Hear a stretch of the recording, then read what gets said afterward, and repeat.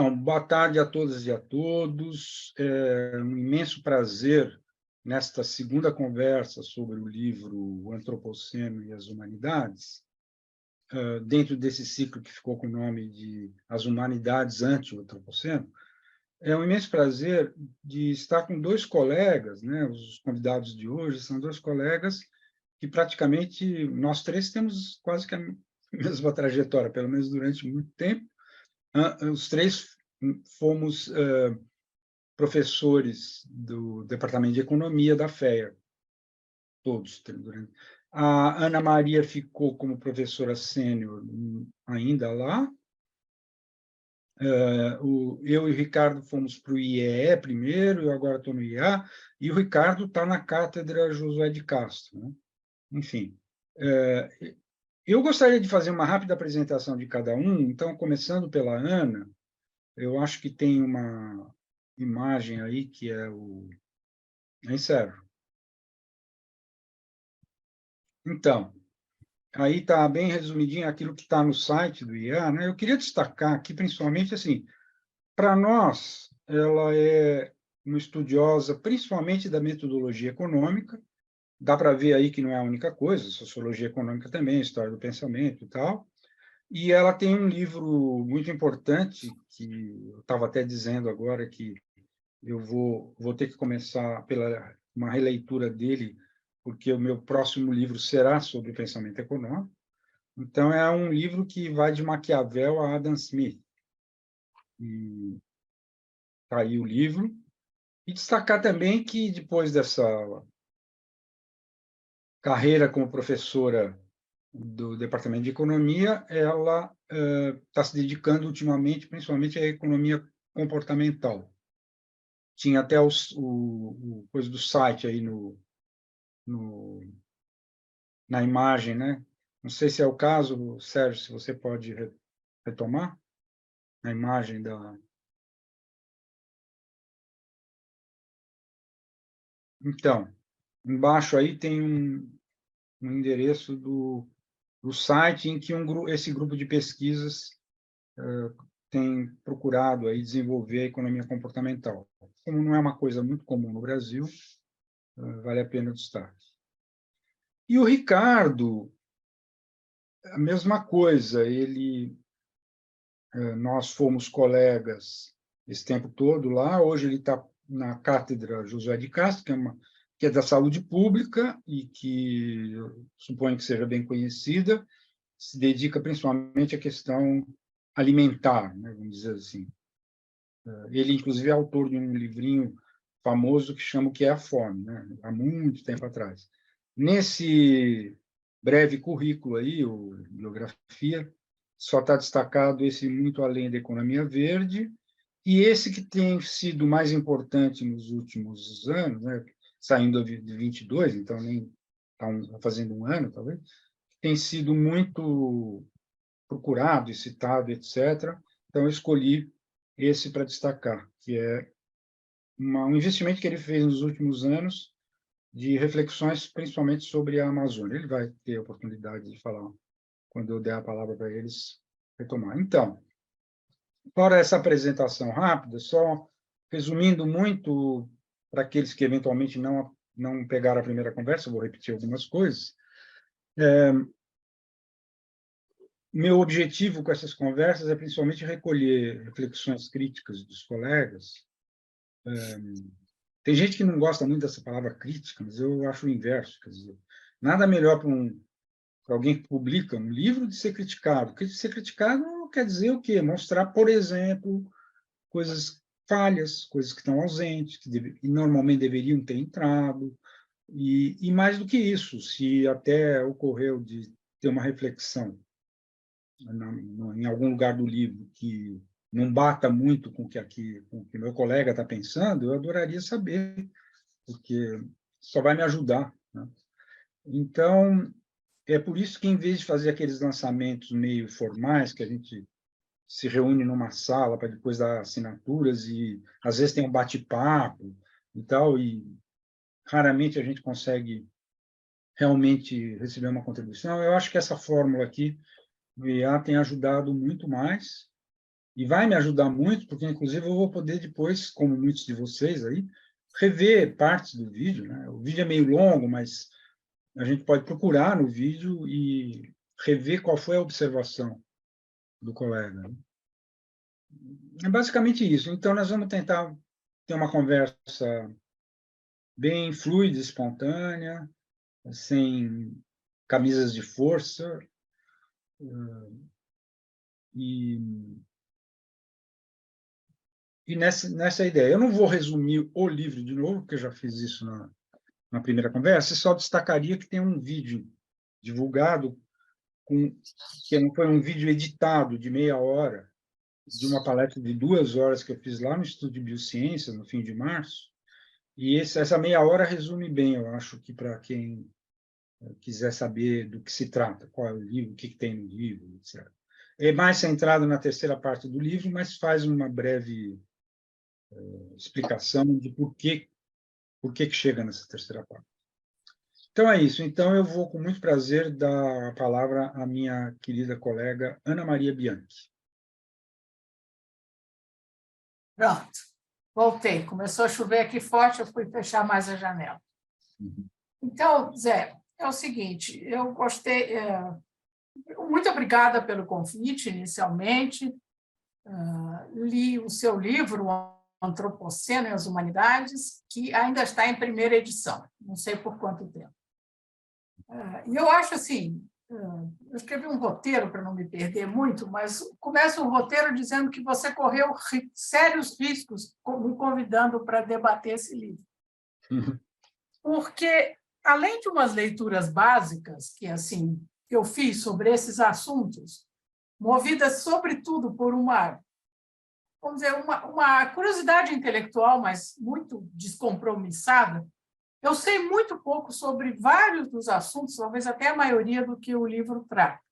Você disse que a gente teve alguma afinidade nessa história de discussão das humanidades, que também o Ricardo tem discutido, mas fora essa afinidade muito genérica, assim, eu acompanhei muito de longe a sua carreira mais recente. Durante um certo tempo, eu acompanhei melhor. E, por algum motivo, possivelmente, porque, como mostra a minha ficha corrida aí que você mostrou, eu percorri diferentes áreas de conhecimento, todas com alguma afinidade com aquilo que você está escrevendo, mas não exatamente dentro do ponto. Bom, isso posto, eu gostei imensamente do seu convite e gostei muito de ter lido o seu Antropoceno aí. Minha primeira reação foi assim, Antropoceno? Que diabo é isso? E assim, piorou quando eu li, podia ser Capitaloceno, que é isso? Mas aí eu fui enveredando pela leitura e gostando cada vez mais, quer dizer. E, portanto, diferentemente, você convidou para fazer críticas, mas, na verdade, eu não consigo trazer críticas propriamente, mas só um conjunto de inquietações que a leitura me provocou e que você talvez possa esclarecer melhor.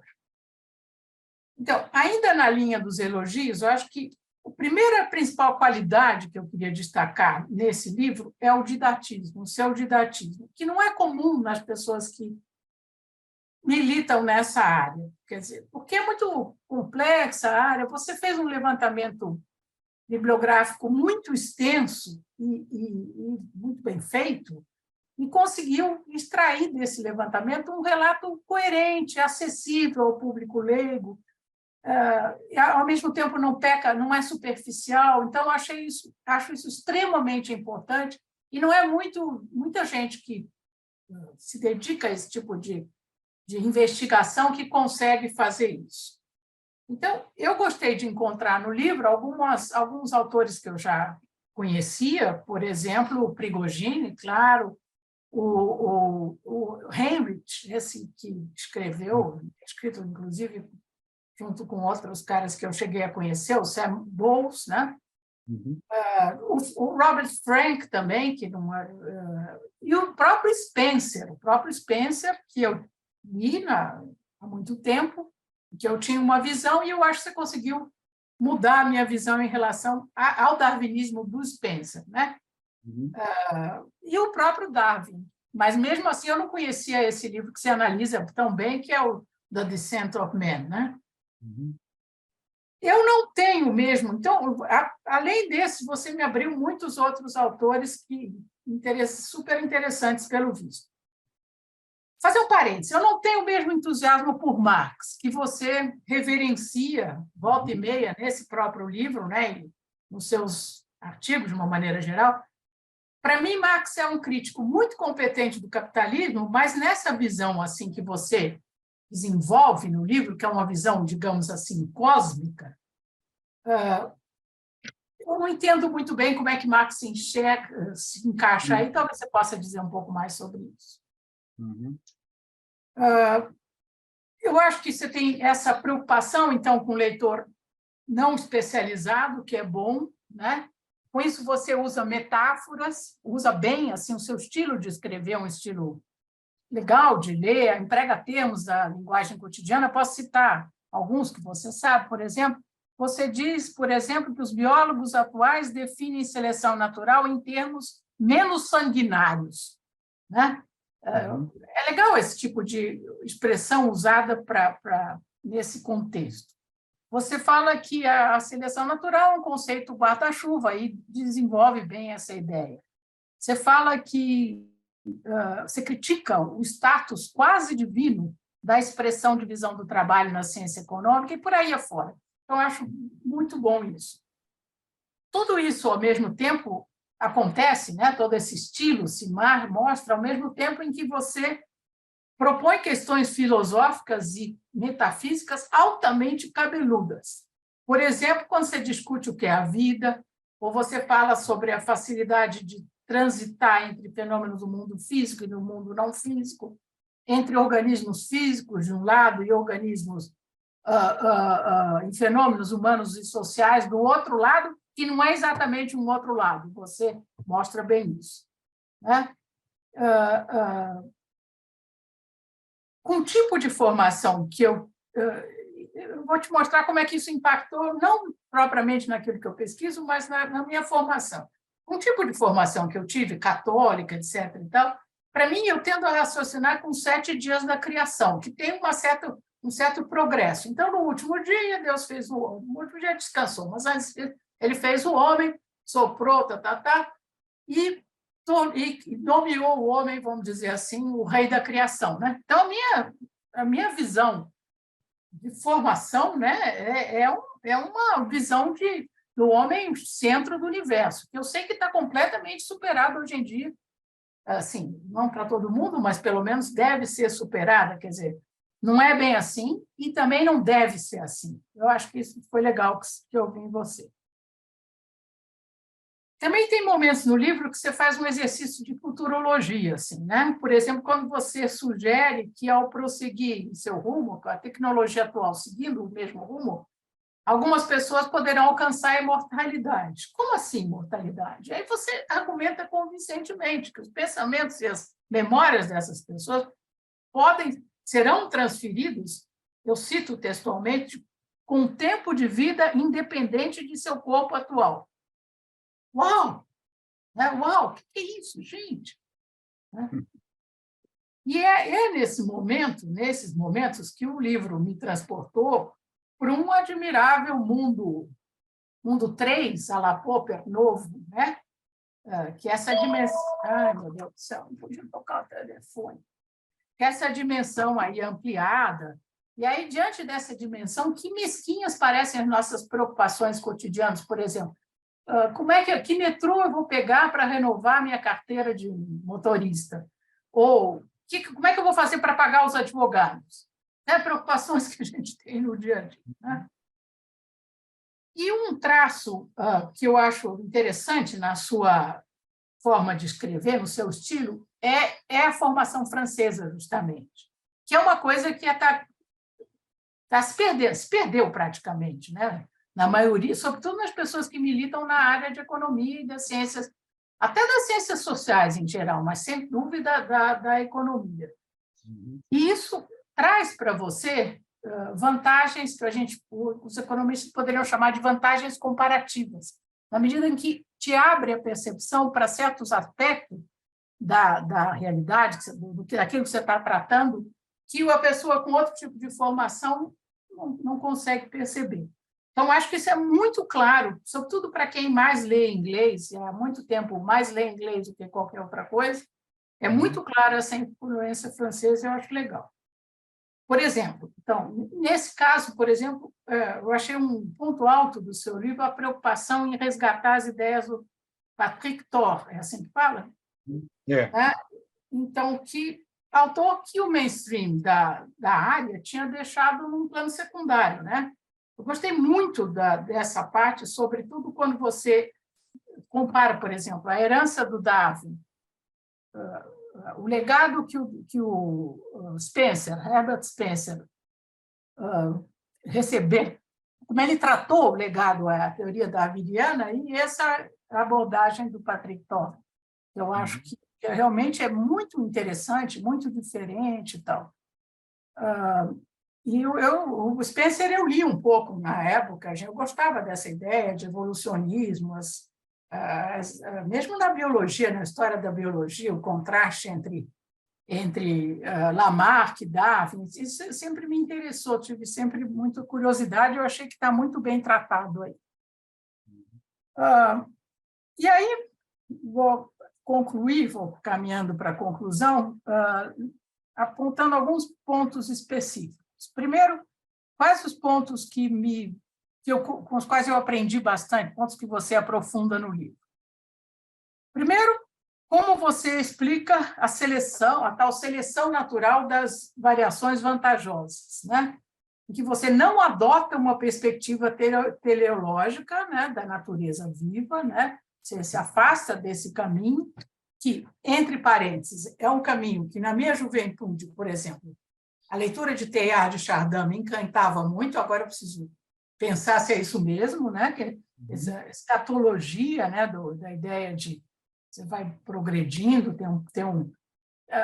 eu tive mesmo dificuldade, a sua visão agnóstica, vamos dizer assim, de pensar num mundo sem criador, quando você propõe essa discussão de vamos pensar, dá para pensar num mundo sem criador, a minha formação, que é uma formação religiosa, é muito difícil ir por esse caminho, entende? Para mim, é tão tranquilo pensar em criador, independentemente de que cara tem esse criador na minha religião. Tá? Então, esse eu acho um ponto muito interessante, quer dizer, a sua explicação da seleção natural das variações vantajosas, que não são necessariamente vantajosas, que não caminham para a perfeição e coisas desse tipo. O segundo ponto é a hora que você começa a discutir como se articula, você começa a construir a articulação entre a seleção natural e a civilização, né? Você já está entre os humanos, né? Então, aquilo que tem sido chamado de evolução gene-cultura, alguma coisa aqui. E aqui entra justamente o Patrick Thor. E meu terceiro ponto, que é essa história da fita de Möbius, né? Eu acho que eu já tinha algum dia ouvido falar, mas eu achei, de fato, como você define, esse enigmático e genial objeto como um só lado. Eu achei assim, interessantíssimo para pensar a evolução, essa imagem, esse modelo, né? Não deixa de ser um modelo. Então, são esses 3 pontos que mais me impactaram no livro, que eu ia registrar aqui.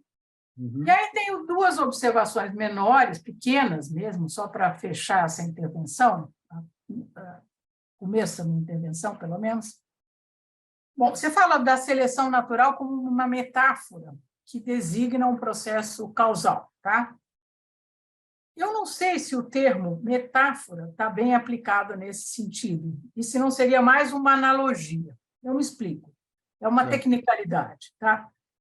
Do que eu aprendi sobre metáfora, retórica, né? Um pouco a partir da minha incursão sobre a obra do Raul Prebisch, em que ele usa essa ideia de países periféricos, é uma metáfora, né? Como se ele dissesse assim, o dia está para a noite, assim como a luz está para o escuro. Então, o que eu aprendi é que metáfora é uma analogia condensada. né? Então, periferia condensa um conjunto de conteúdos que se estabelece uma analogia espacial, né? O que acontece com os países, a divisão internacional do trabalho, etc. E tal. Então, para mim, é mais analogia do que metáfora, mas isso eu concordo que é uma tecnicalidade. Quer dizer, como é que isso exatamente pode ser encontrado, se é que é uma metáfora, no processo de seleção natural?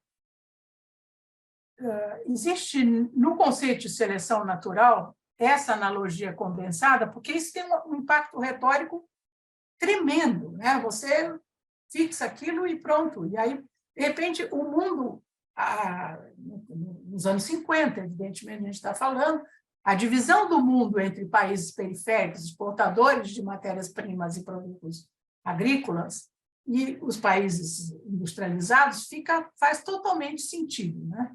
Então, a metáfora é um instrumento de persuasão muito convincente, muito, muito forte.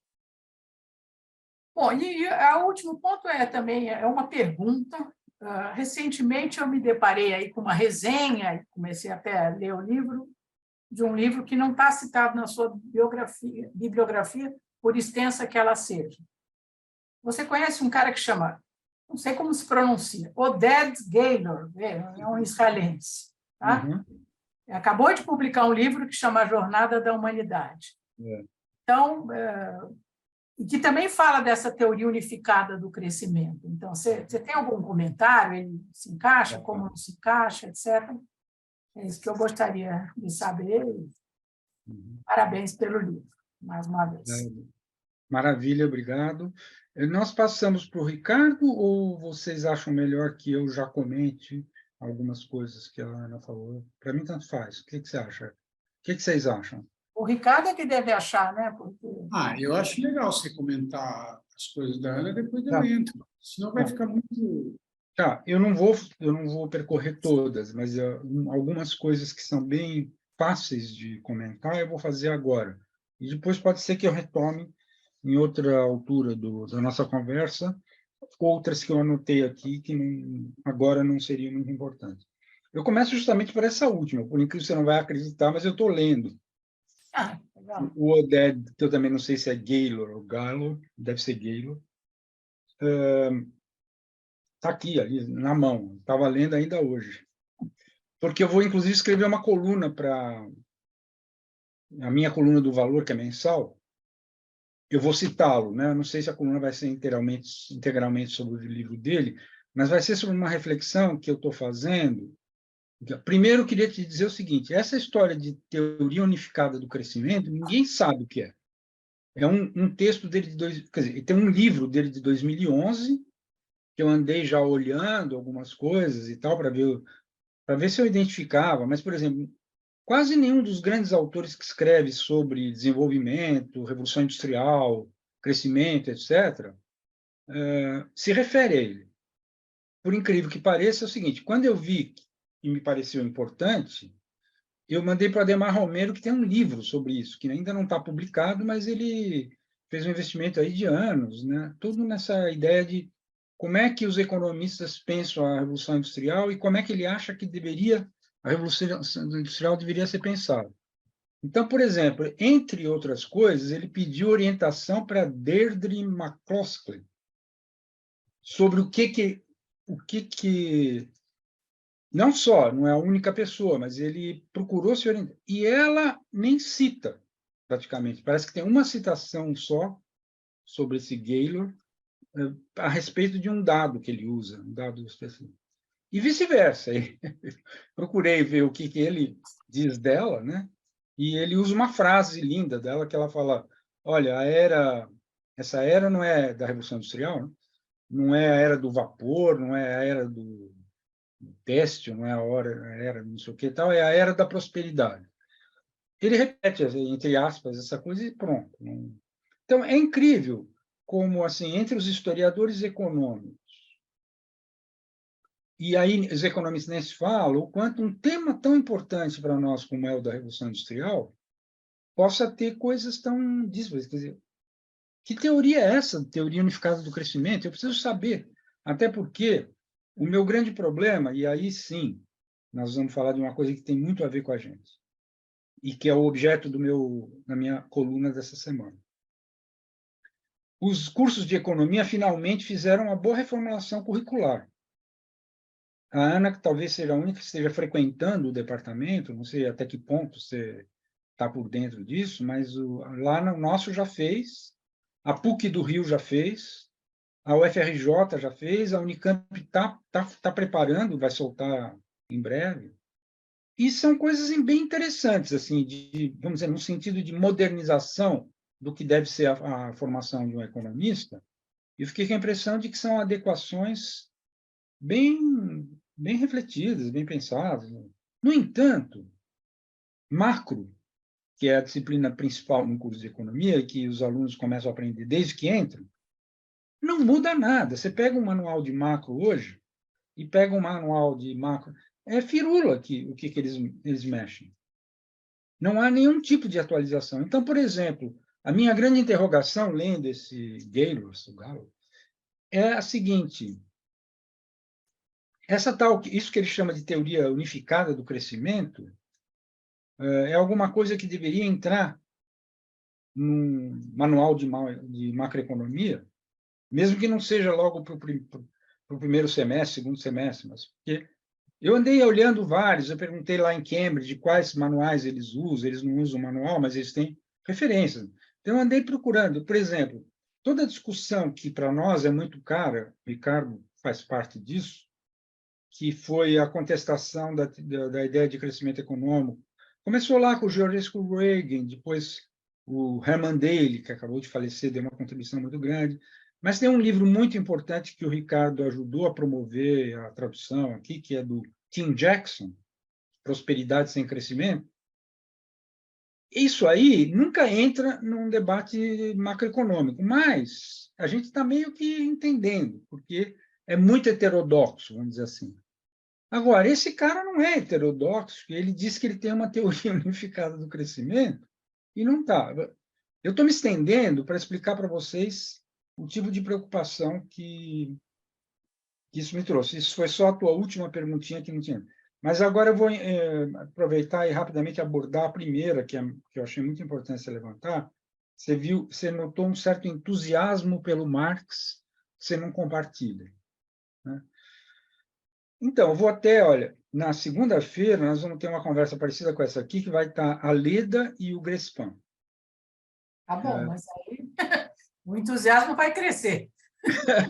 Não, mas por quê?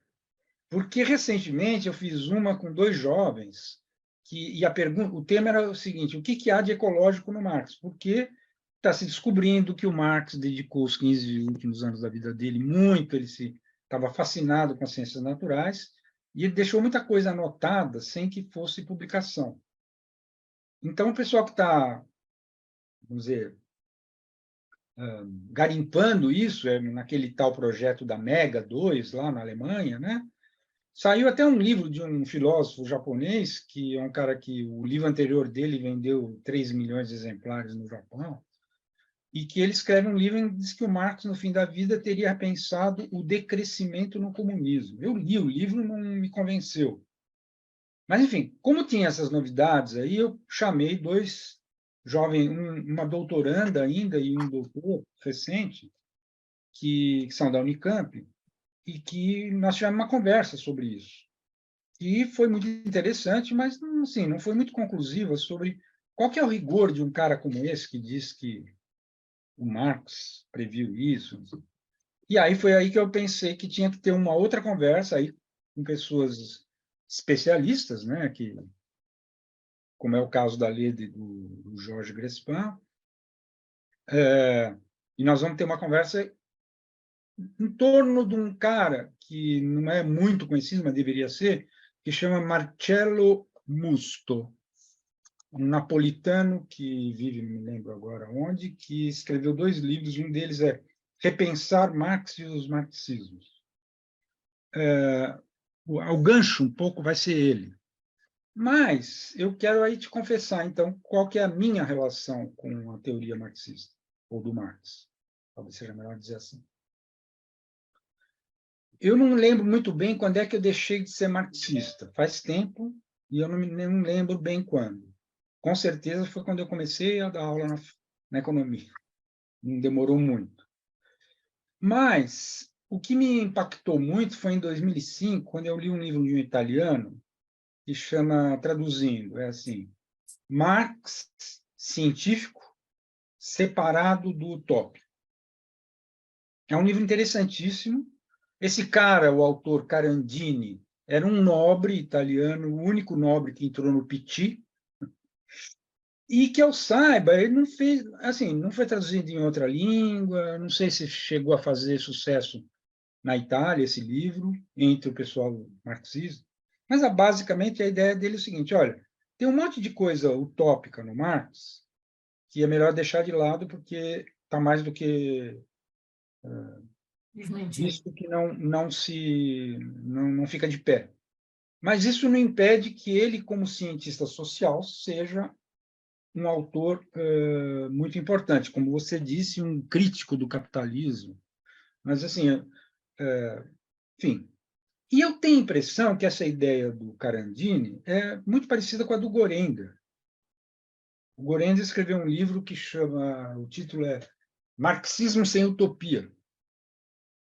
Então, é o seguinte, eu acho que na obra do Marx tem uma parte que é analítica e tem uma parte que é normativa. Eu incluo todas essas coisas que a gente chama de utopia. A parte normativa, provavelmente, muito pouca coisa ficaria em pé hoje. Vamos ver, porque é possível que a Leda e o Grespan não concordem com isso. Mas isso não impede que ele tenha deixado uma obra científica muito importante.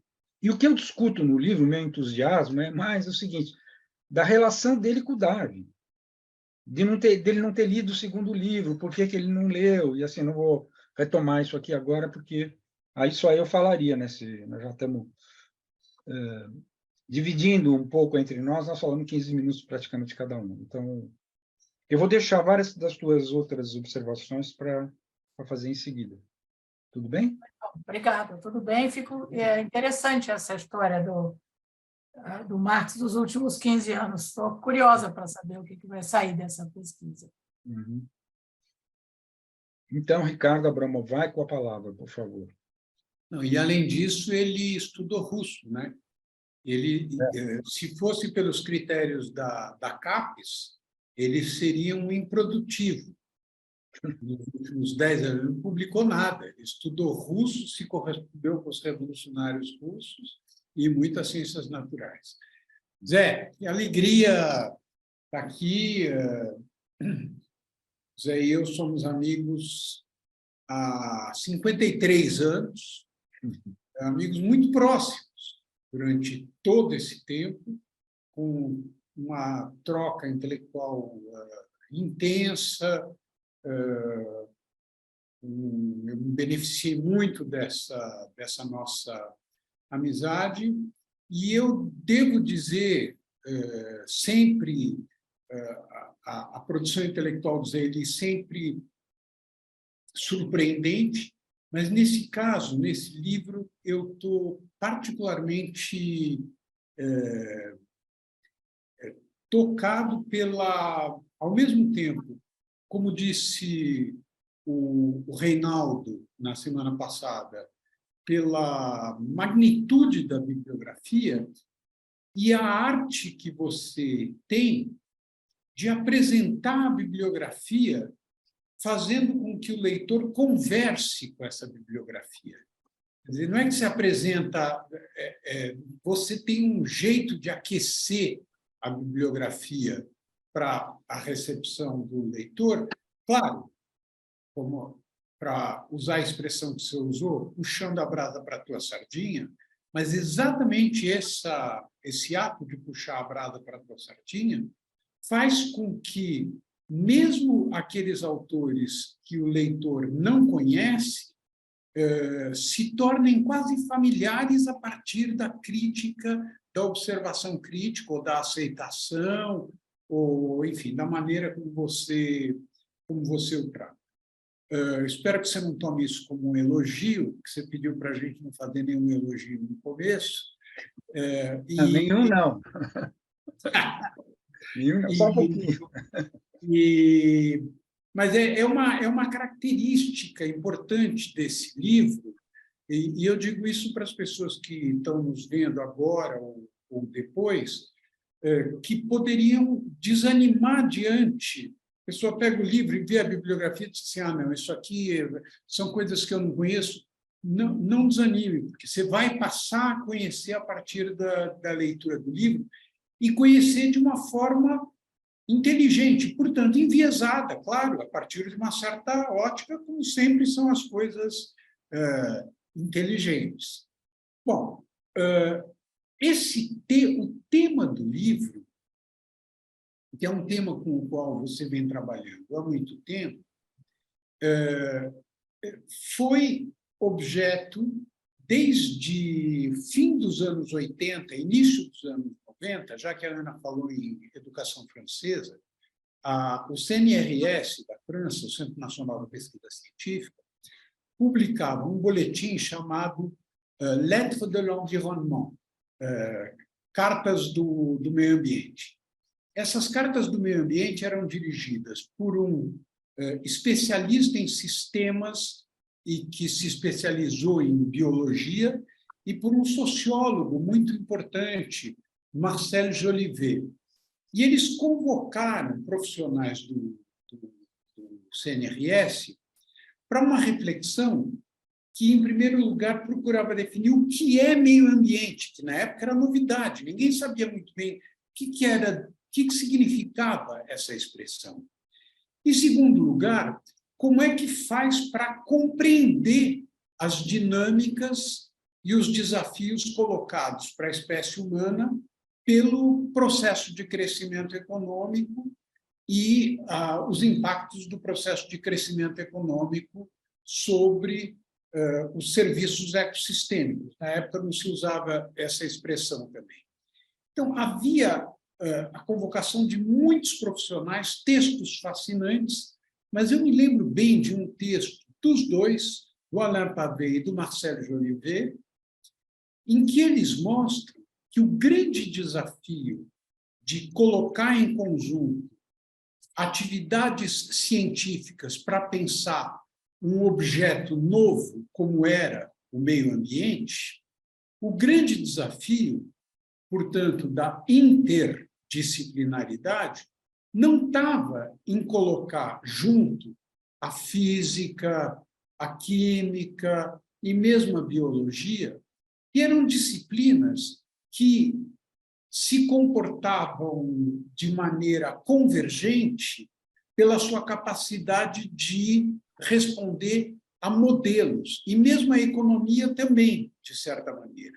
Que o grande desafio era a relação entre as ciências do homem e da sociedade, por um lado, e as ciências da vida e da terra, por outro lado.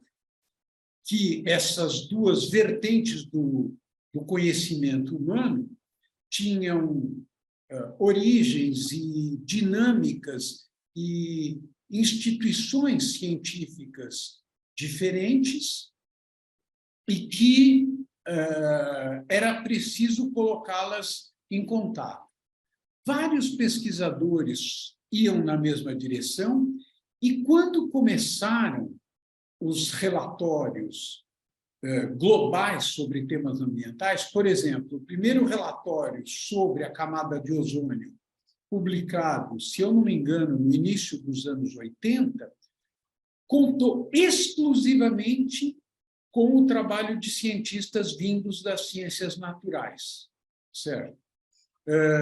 E vários outros relatórios também. Eu mesmo participei de uma iniciativa muito modesta no estado do Paraná, de análise de uma represa, e eu me lembro que, até do ponto de vista físico, a sede dos locais mais importantes da pesquisa que era feita sobre essa represa, acho que era a represa do Passaúna, no Paraná, estavam lá os cientistas naturais e o pessoal das ciências sociais ficava numa casinha ao lado e eles eram chamados quando o pessoal do MST ia fazer um protesto, um negócio assim. Quer dizer, não tinha nenhuma integração. Claro, isso foi evoluindo e se traduziu, bom, claro, no trabalho em primeiro lugar, no trabalho do Edgar Morin, que é fundamental nesse sentido, do qual você trata em livros anteriores, e também no apelo que o Edward Wilson faz desde que, em 2006, ele publicou em inglês A Criação, que é um livro, que é uma carta que ele dirige a um pastor, dizendo, olha, esse livro é interessante, Ana, para o que você acabou de dizer, porque justamente ele se dirige a um pastor, dizendo, olha, nós temos pontos de vista muito diferentes sobre o significado da criação, mas nós queremos, ambos, salvar a criação. A criação está ameaçada. Nós queremos salvar a criação e, portanto, nós precisamos fazer convergir não a compreensão fundamental que nós temos a respeito da origem e do sentido da criação, mas nós precisamos convergir em quais são os mecanismos que a gente tem, que a gente vai usar para salvar a criação. E, nessa linha, Edward Wilson escreveu vários livros, inclusive o sentido, o significado, o sentido da meaning, da existência humana. Todos os livros dele, quase todos, foram traduzidos. Bom, eu estou colocando tudo isso. Claro, as coisas avançaram, você pega os relatórios do IPCC, a participação dos cientistas sociais é cada vez maior, e é muito interessante que as organizações que publicam relatórios atualmente, não só elas estão informadas, iluminadas pela necessidade de não permitir que apenas um ramo do conhecimento domine essa produção científica, procurando integrar ciências da vida e da terra, ciências do homem e da sociedade, mas também incorporando pessoas que venham de comunidades não científicas, o que é um negócio meio surpreendente. Pessoas de origem originárias dos povos da floresta. Eu mesmo vivi essa experiência no Science Panel for the Amazon, recentemente. O painel sobre biodiversidade, a mesma coisa, e assim por diante. Agora, eu acho que o ponto de partida do teu livro é justamente a constatação de que, por maior que tenha sido o avanço nessa direção, esse avanço foi teoricamente inconsistente. E aí você vai me dizer se eu estou fazendo uma interpretação correta. Esse é o sentido dessa minha primeira intervenção. Por que foi teoricamente inconsistente? Porque, por maiores que sejam os apelos de participação conjunta das ciências sociais e das ciências naturais na elaboração desses relatórios, não há uma matriz, uma base teórica que permita essa integração. Ela é quase que voluntarista. A leitura que você faz ao trazer o Darwin, iluminado pela leitura do Patrick Core e do Koenig, você cita, enfim, e vários outros autores, mas fundamentalmente a partir do Patrick Core, o que você mostra algo que me parece de imensa importância, que é, em primeiro lugar, o caráter fundamental dos processos cooperativos na evolução, na emergência da vida e nas interações que permitem o desenvolvimento, o desenrolar, a evolução da própria vida. Esse é um tema de imensa atualidade, por exemplo, nos estudos recentes, não só sobre os animais eusociais, abelhas, formigas, etc., mas também nas plantas, na interação entre plantas, solo, atmosfera, etc., mas fundamentalmente dos seres vivos, entre plantas e solos. Por exemplo, o livro do Merlin Sheldrake, The Entanglement of Life, que é maravilhoso, e é engraçado, o cara escreveu um livro com esse título, se chama Merlin, né? É meio mágico, assim, e é muito bonito. Ele mostra que 25% da vida do planeta se encontra a 10 centímetros abaixo dos nossos pés. Essa informação faz com que se repense aquilo que emerge da vida, do solo como processo cooperativo. Mas, mais ainda, ao colocar em destaque The Descent of Man, você aponta para a continuidade na descontinuidade, enfim, aí entra a fita de Möbius, não sei como é que fala. Möbius. Möbius. A fita de Möbius, Möbius. que liga as quatro, não são etapas, as 4 dimensões do processo evolutivo até chegar na civilização humana. Mas o mais importante é que esse processo cooperativo, e eu vou concluir por aí, para mim, o mais importante nessa visão a respeito do processo cooperativo é que você, com ela, você enfrenta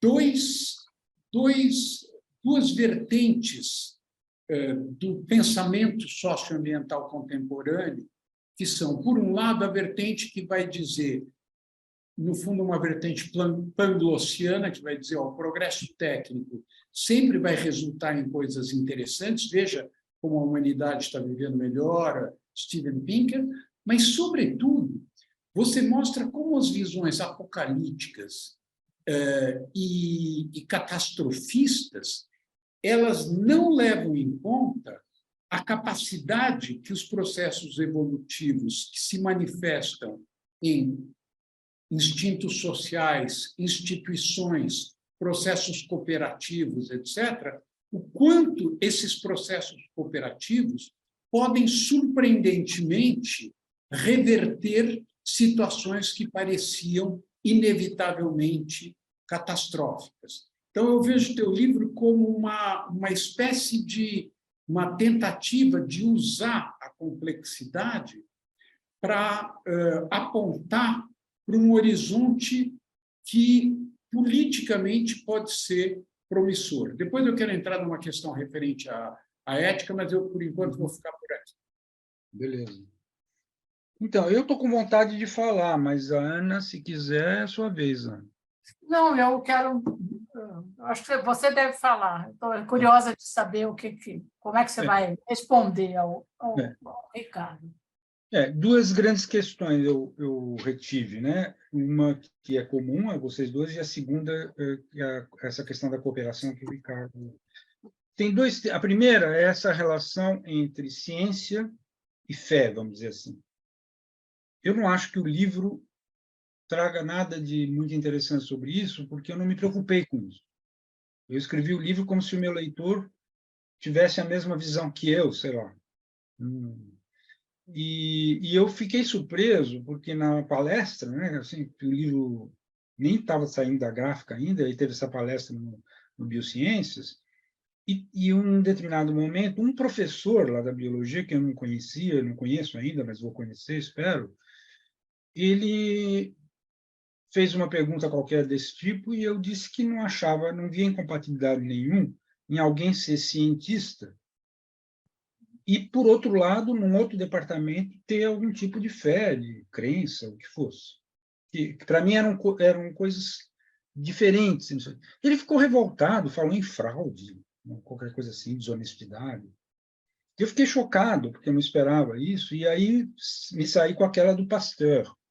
O Pasteur dizia que todo mundo, qualquer cientista, tem, sei lá, convicções, coisas parecidas antes. Mas quando ele entra no laboratório, ele tem que deixar essas coisas para fora. Ele usava uma expressão de que, assim, como se a pessoa tivesse que tirar o casaco, deixar o casaco no vestiário antes de entrar no laboratório, né? E eu vejo milhões de exemplos. O Reinaldo, que estava na conversa, ele é um dos caras que mais entende de Darwin, adora Darwin, não sei o quê, e é um dos que melhor explica, porque aquele livro dele que ele fez com o Peru lá, que chama Darwin Sem Frescura, é uma obra-prima assim, para explicar Darwin para jovens. E, no entanto, ele é católico de todo domingo na igreja. Ele é profundamente, vamos dizer, religioso, né? E uma coisa não impede a outra. Isso, ele tem um blog, inclusive, que chama Darwin e Deus. Mas, assim, para dar um exemplo bem assim... Mas, mesmo assim, a Ana falou que ela, diversas vezes, você repetiu que você tem formação católica e que muita coisa esbarra nisso e tal. E aí eu notei, confesso que eu não sabia, que até hoje você mantém. Isso não impediu que você fizesse uma obra sobre metodologia econômica que é científica. Quer dizer, e você não misturou os dois departamentos. Porque se você tivesse querido colocar alguma coisa de Deus na metodologia econômica, o pessoal não ia ficar quieto, ia ter protesto, ia não sei o que e tal. E, no entanto, uma coisa não impediu a outra. Quer dizer, você pode perfeitamente... Eu fiquei, confesso para vocês que eu fiquei um pouco assustado de ter visto essa reação na palestra lá. E não foi por um aluno, foi por um colega. Lá, também, por coincidência, essa questão da cooperação, aí foi um aluno muito bem preparado, tal, que contestou, falou que esse negócio de dar tanta ênfase para a cooperação, né, a cooperação é uma espécie de subproduto da competição para ele. E fez toda uma justificativa disso, e várias vezes, inclusive, que eu fui dando exemplos do Corning, ele contestava, discutia biologicamente, assim, dentro de um ponto de vista biológico. E eu também fiquei tão surpreso que eu estou pensando desde aquele dia, e continuo, e ainda mais com as colocações, que esse devia ser um tema tratado no livro de uma forma um pouco mais, assim, com mais atenção, com mais didática. Porque, assim, para o Corning é a questão central. Mas, quando eu expliquei assim, olha, o Corning acha isso, o Corning acha aquilo. Eu não entrei na coisa como se eu tivesse, por exemplo, que responder a um aluno que me fez essa contestação. Então, é um tema muito mais atual do que eu imaginava, muito menos gente está convencida, como parece ser o nosso caso, de que a cooperação teve todo esse papel. Eu fiquei surpreso. Bom, aí tem uma coisa assim, essas coisas. O cara que Zé, melhor... posso te interromper? Só uma...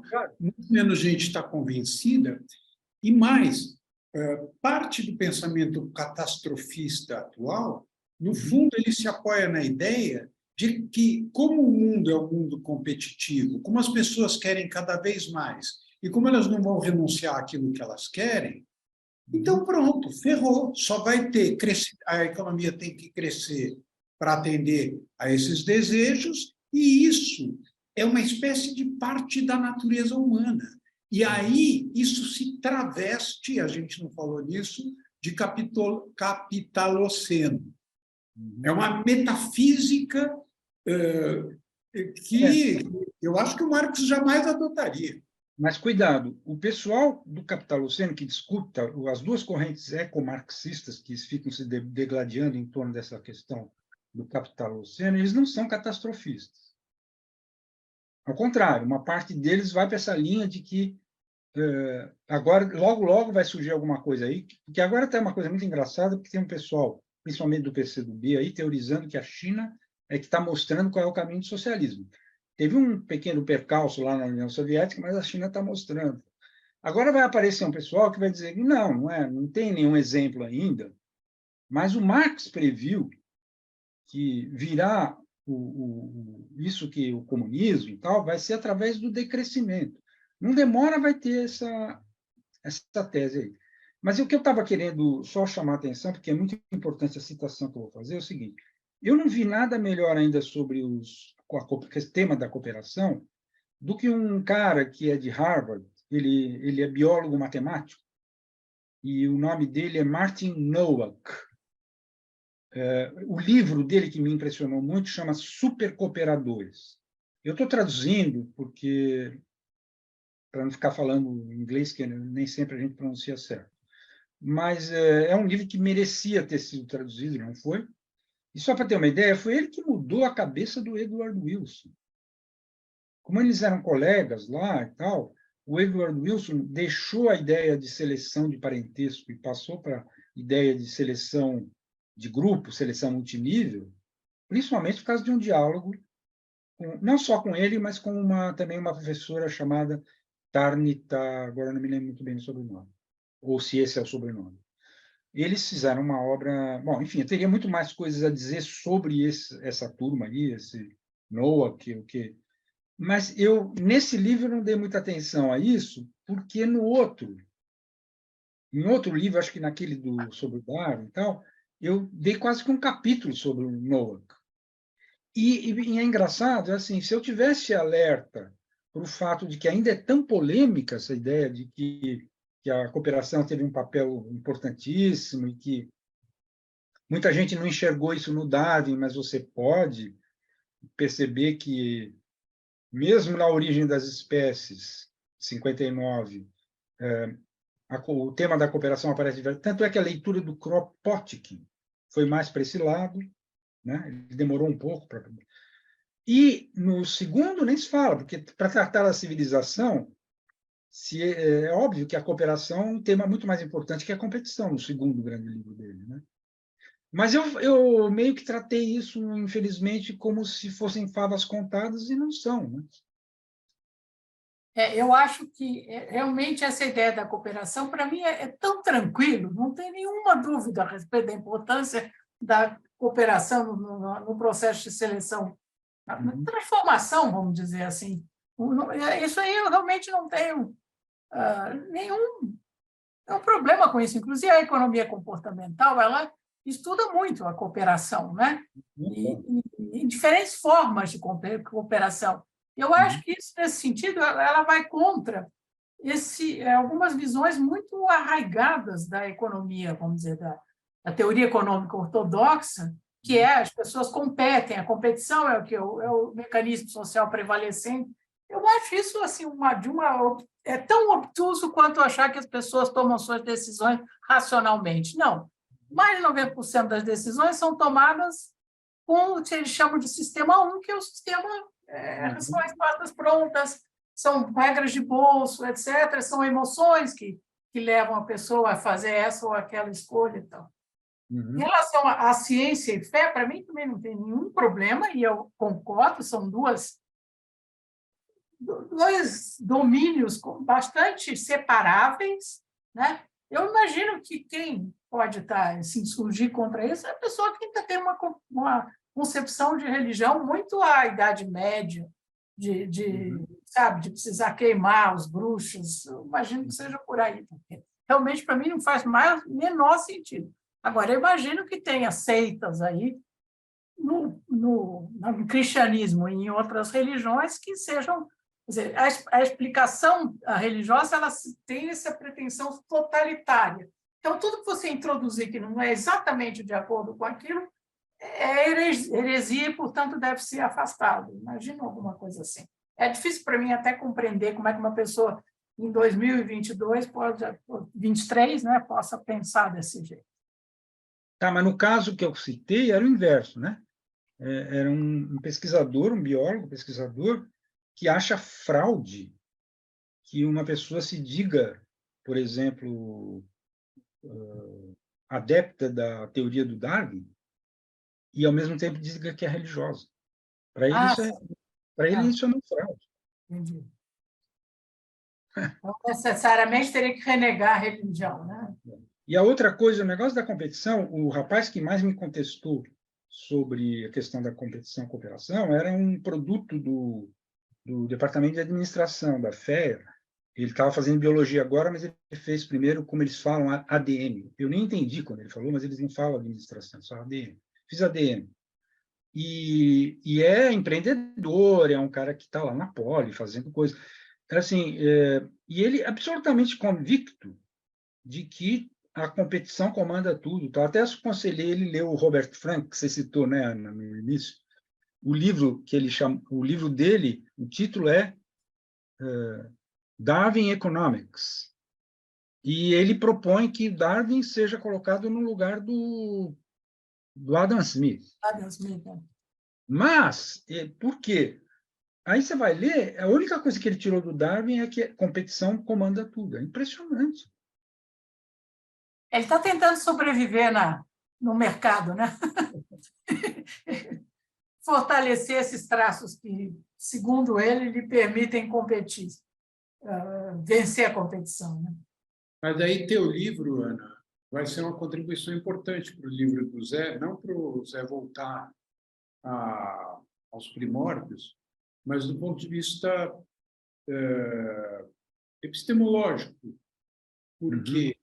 Porque o teu livro, eu acho que mostra justamente a importância que essa ideia de que os incentivos decorrentes da competição é que mobilizaram as pessoas em busca da livre busca da riqueza, certo? Quer dizer, então e que no fim você mostra uma visão convencional a respeito das bases filosóficas do pensamento econômico, e essas bases foram muito contestadas, tanto pelo Stefano Zamani, que é um autor italiano muito importante, mas que publicou com Amartya Sen, publicou com Hicks, tem um manual de microeconomia. É o único manual de microeconomia que eu vi que tem uma dimensão histórica, né? Porque, justamente, a microeconomia é uma ciência que faz abstração da história. É a relação entre as pessoas e o mundo exterior e como as pessoas são racionais na maneira como elas lidam com a apropriação desse mundo exterior. E sobretudo, o livro do Amartya Sen, Ética e Economia, em que justamente ele se volta, e é todo o fundamento da escola de Cambridge, etc., que esse neo-aristotelismo, ele se volta para Aristóteles para mostrar a economia como uma disciplina que deveria ser uma disciplina voltada ao cuidado. O eco nesse sentido, e é o sentido de ele se voltar, a Amartya Sen, ao Aristóteles. O que me parece muito interessante no teu trabalho, Zé, é que você evita o caráter normativo que pode decorrer dessa proposição de se voltar ao Aristóteles, dizer como a economia deveria ser, e você vai se apoiar numa base científica sólida, que é o pensamento do Darwin, para mostrar a importância da cooperação na emergência da civilização e, certamente, também na economia. Aí a sociologia econômica vai ter uma interface muito forte com o que você está falando no plano da civilização, porque justamente a sociologia econômica ela vai enfatizar as instituições, os instintos sociais, as representações sociais, simbólicas, etc., na maneira como nós interagimos na vida econômica.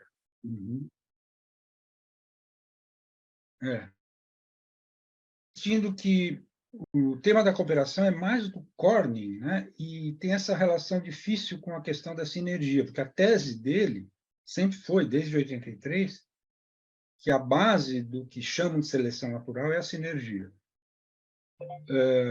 Eu não sei se o que eu coloquei no livro, sempre contando, o Corning acha isso, o Corning acha aquilo, mas mesmo assim, não sei se ficou suficientemente claro, e queria aproveitar para dizer, aí se refere um pouco a uma das observações feitas pela Ana na primeira intervenção dela. Eu não gosto da expressão seleção natural, eu digo isso no livro. Porque seleção, para nós, hoje em dia, pelo menos, traz sempre essa ideia de que se você está selecionando, você está procurando o melhor. E o processo que o Darwin sacou, ele nomeou de seleção natural, porque ele vinha observando a seleção artificial dos caras lá que criavam os gatos, como é que eles faziam a seleção dos animais, que isso é chamada seleção artificial, e ele viu essa correspondência. Mas, como o processo é aleatório e não necessariamente leva a uma escolha dos melhores, a palavra seleção é dúbia, né? É esquisita. Na verdade, é uma espécie de...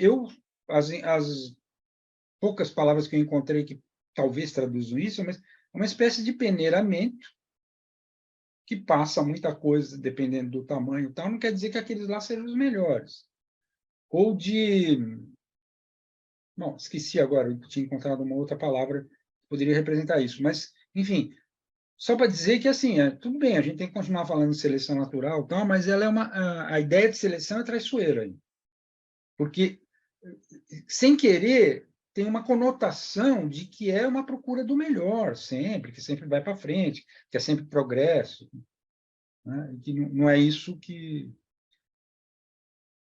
Agora, sobre o seu próximo livro, eu tenho alguma dúvida em relação ao que você falou, que a macroeconomia, que é o núcleo aí da economia. É uma matéria para outra sessão, mas acho que a macro ela tem importância porque faz política monetária está atrás das relações entre nações, mas, sinceramente, eu acho que a macro é menos interessante do ponto de vista dessa sua pesquisa do que a própria microeconomia, sabe? As escolhas, a teoria das escolhas, nesse sentido que ela assumiu no século XX, né? Escolha de racionalidade, coisas desse tipo. A macro, eu acho que está muito ligada à aplicação, né? Assim, como é que você gere uma economia, a taxa de juros, para falar no assunto do momento.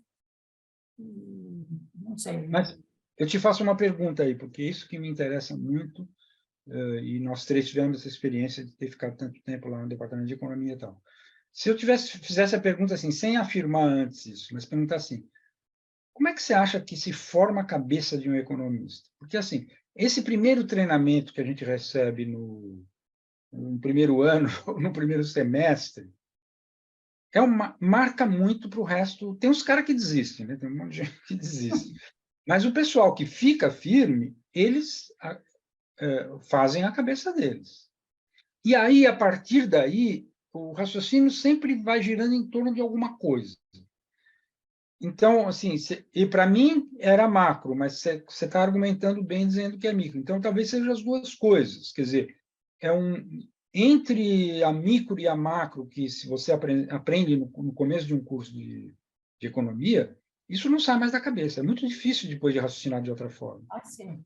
Daí a dificuldade que os economistas têm de conversar com cientistas sociais, né? Porque realmente fica uma bitola, né?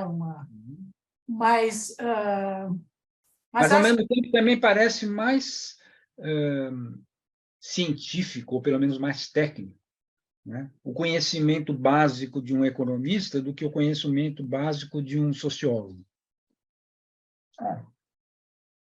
Porque justamente nas ciências sociais, as pessoas são desde o início introduzidas a muita coisa que exige crítica de autores, não sei o quê. Não tem essa coisa de um pacotinho que você enfia na cabeça do... Sem dúvida.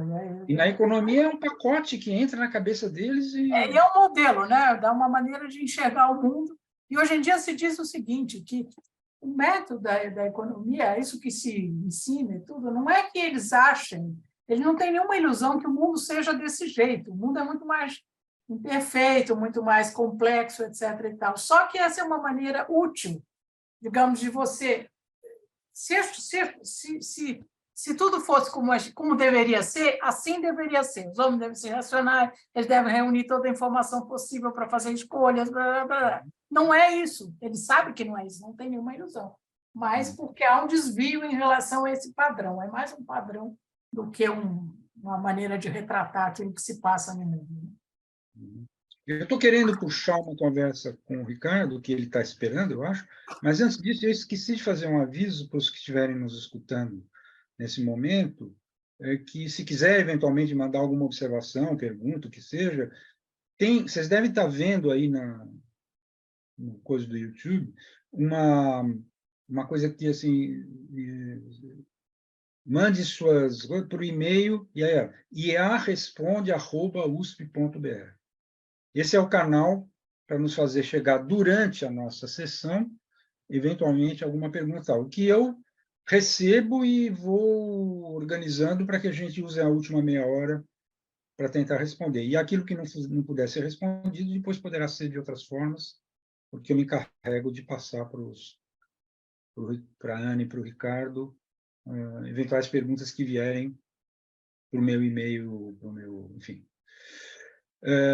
Então, como nós estamos já passando mais da metade do horário previsto, estou fazendo esse aviso um pouco tarde, embora aqueles que estão acostumados a assistir esses eventos do IA sabem que é sempre assim, né?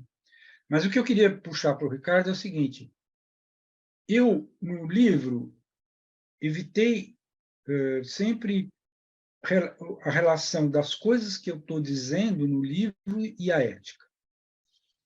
Eu não sei explicar muito bem, mas eu tenho um certo distanciamento desse assunto ética, como um assunto que é dos filósofos,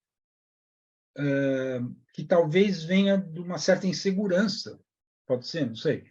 Então, eu acho que você notou, né, essa falta, e eu acho que você tem muitas ideias que levam a vamos dizer, a um desdobramento, o que seria um desdobramento do livro nessa direção, não é? Na verdade, o Zé Eli e eu tivemos alguma troca de mensagens em torno desse tema, e o que me inspirou desse tema foi basicamente o pensamento do Hans Jonas, tanto no livro dele, Princípio e Responsabilidade, como no Princípio Vida. Aliás, dia 6 de junho, na Faculdade de Saúde Pública, nós vamos realizar um evento celebrando os 130 anos de nascimento e os 30 anos da morte. Hans Jonas nasceu em 1903 e morreu em 1993. E é um pensador extremamente importante e muito crítico do dualismo que a revolução científica e, sobretudo, o cartesianismo implantou. O que significa esse dualismo? Significa a separação radical entre a inteligência humana e claro que na época não se tinha ideia do que era a evolução, mas não só o mundo inanimado, mas também o mundo animal. O mundo animal é desprovido de alma. Só os homens possuem alma. Esse isolamento metafísico da condição humana no cartesianismo, ele percorre toda a filosofia e justamente ele é destruído por Darwin. Então, qual é a questão ética que o Hans Jonas coloca a partir disso? É que nós precisamos fazer o vínculo entre o que há de mais... entre a inteligência humana, essa capacidade que nós temos justamente de conviver, dos nossos instintos sociais, a nossa capacidade de não reagirmos mecanicamente aos processos evolutivos, isso não é uma característica que surge subitamente como um produto da criação divina, tá certo? E do qual os animais estão desprovidos. Não. A tese do Hans Jonas é que, de certa forma, nós temos que reverenciar a vida a partir da criação, da matéria, da emergência da vida, da evolução da vida nas plantas, nos animais inteligência humana. E é a partir disso, eu não teria como explicar isso em detalhe, mas eu espero que nessa sessão que nós vamos fazer dia 6 de junho, a gente possa apresentar essa ideia com mais clareza. É a partir dessa reverência à criação, à matéria, à vida, é que Hans Jonas fundamenta o princípio responsabilidade, a responsabilidade que nós temos diante da criação. E é essa ética que ele reivindica para a civilização tecnológica. O subtítulo do livro dele, Princípio Responsabilidade, é Por uma Ética da Civilização Tecnológica, que é um tema de uma imensa atualidade. A vida eterna, Ana, a qual o Zé se referiu, foi prevista por um dos mais respeitados tecnólogos e cientistas norte-americanos, Ray Kurzweil, que inventou um montão de coisa importantíssima e que hoje trabalha na Google, está prevista para 2029, certo? Já vai ter a vida eterna. Está escrito isso. E esse cara é assim, você vai nos cursos de ADM, esse Zé, a reverência ao Kurzweil é total. Então, eu acho que esse resgate dos processos cooperativos inerentes à emergência da civilização, esse resgate nos convida a uma reflexão ética que pode ser muito interessante, não só para pensar meio ambiente, que é o caso do Hans Jonas, mas para pensar como é que nós nos relacionamos com ciência e tecnologia, um tema muito importante na relação entre humanidades e antropoceno, entre humanidades e tecnologia, entre humanidades e science. Um pouco por aí. Eu sei que foi um pouco confuso, mas um pouco por aí. Eu acho muito importante, sobretudo, você chamar atenção para a importância da obra dele, tá? Porque é muito pouco conhecida. Ultimamente, eu tenho ficado surpreso com pessoas que nunca ouviram falar. Pessoas assim, quando ela foi publicada, o Princípio Responsabilidade, quando foi publicado, é um livro difícil, é um livro árido, é um livro, não é que nem o teu livro. O teu livro não é um livro difícil, é um livro gostoso de ler. Você lê, me lembrou, sei lá, quando você vê um documentário que te fascina, entendeu? Você vai atrás, você continua, você quer saber a trama, tal. O livro do Hans Jonas não é assim, é um livro difícil. Quando saiu, vendeu 200 mil exemplares na Alemanha. É curioso isso. 79 foi publicado. Mas, enfim, no meu caso, o meu livro, que eu queria dizer, sobretudo para as pessoas que estão nos assistindo, é que eu evito no livro os temas, vamos dizer, do que seriam as consequências éticas das coisas que eu estou tratando.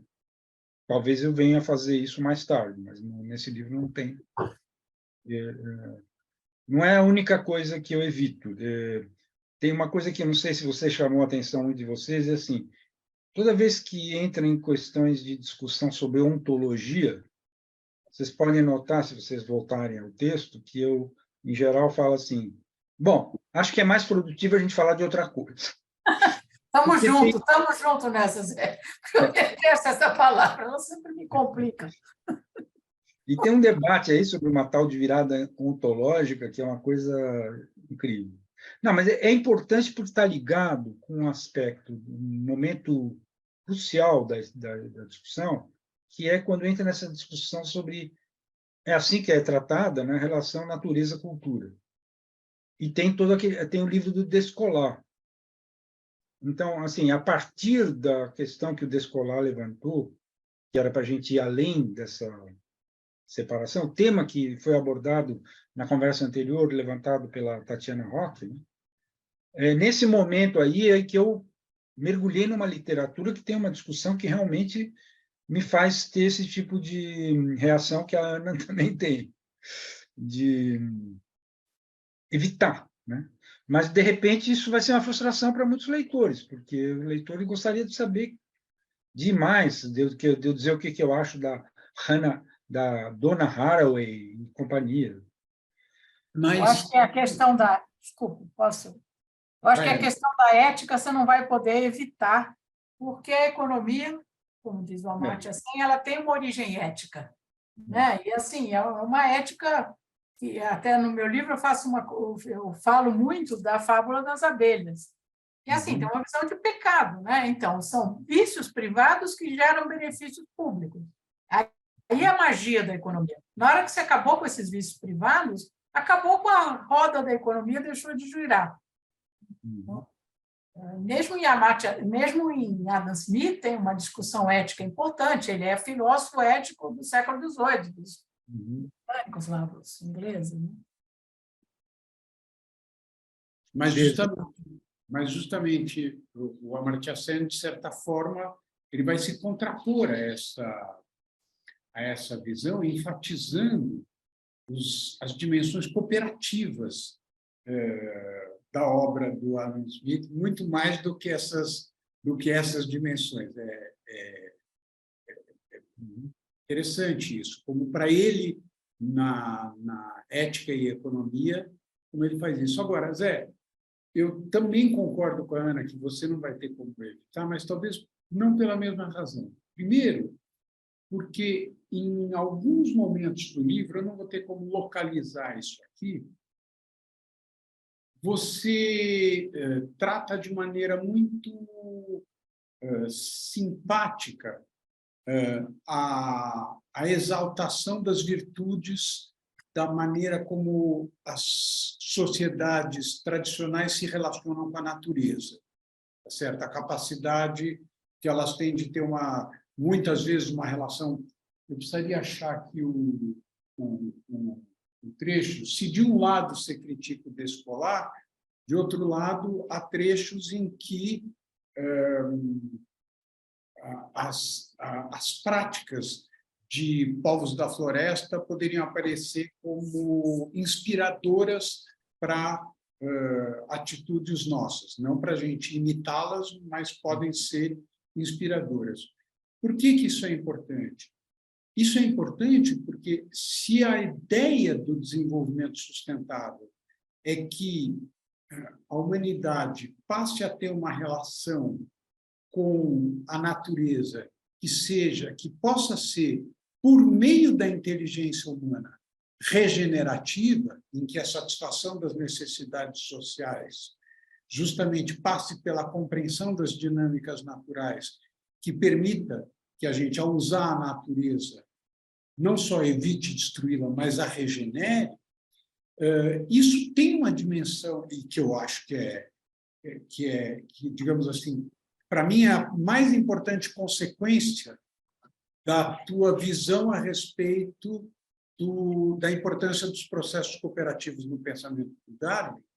E a minha expectativa no próximo livro é que esse seja um ponto central, que, aliás, é um ponto central onde, no pensamento católico, na economia da comunhão, Ana. Aliás, foi a Ana que me chamou a atenção, agora eu estou lembrando, para o fato de que o Zamani é um pensador católico. Depois eu vim a saber disso, porque eu fui convidado por ele a participar de uma reunião na Academia de Ciências Sociais do Vaticano, pelo Zamani.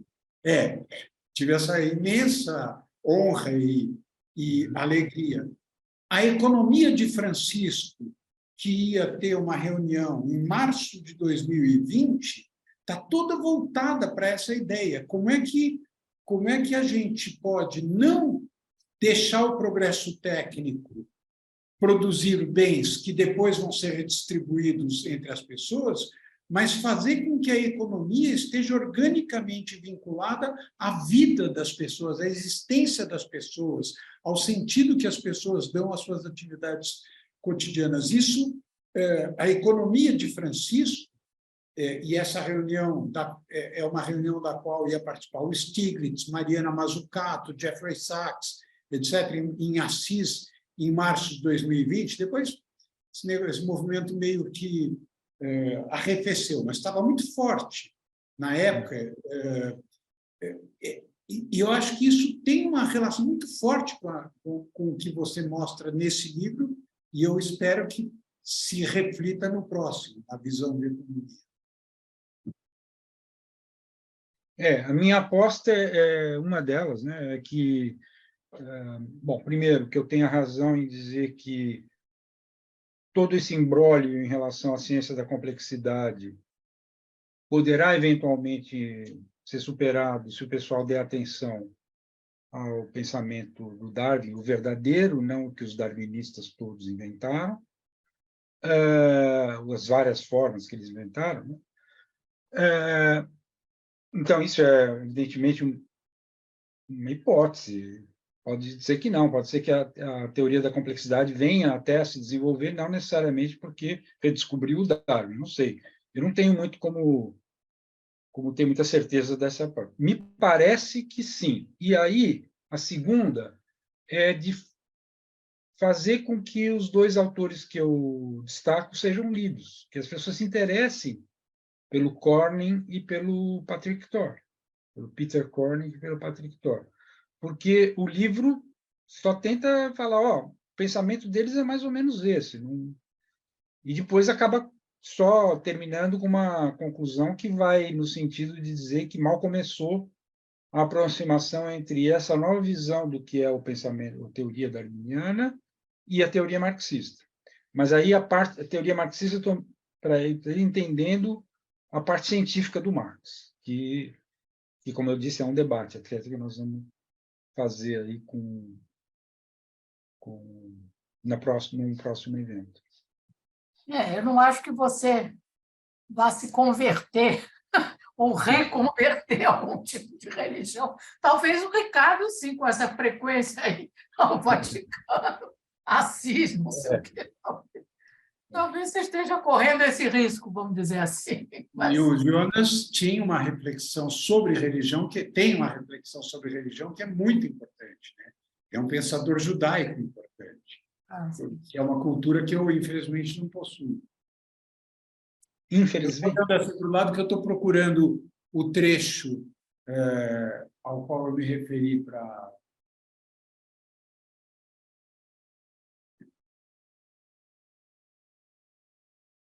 Eu estou aqui olhando as minhas notas que eu fui anotando enquanto vocês falavam, né, para ver se... uma questão, Ana, que você levantou, que eu não sei se eu peguei muito bem, foi quando você fez uma reflexão muito interessante sobre metáfora e analogia, e eu confesso que sempre eu fico, quando eu vou usar a palavra, uma das duas, eu fico assim meio... É melhor eu escrever metáfora, é melhor escrever analogia, tal. E tenho a impressão que até fiz uma pesquisazinha, mas assim, na coisa meio superficial, para ver qual... O que eu não entendi muito bem é a qual metáfora que eu me referi no livro e que você estava lembrando. Você lembrou? Quando você começa a falar em seleção natural, e você introduz essa história, você fala que é um conceito guarda-chuva, etc. e tal, e que é uma metáfora, uma seleção por consequências, mudanças... Aí nesse momento. Eu já estou reproduzindo o Corning, ele fala isso. Certo.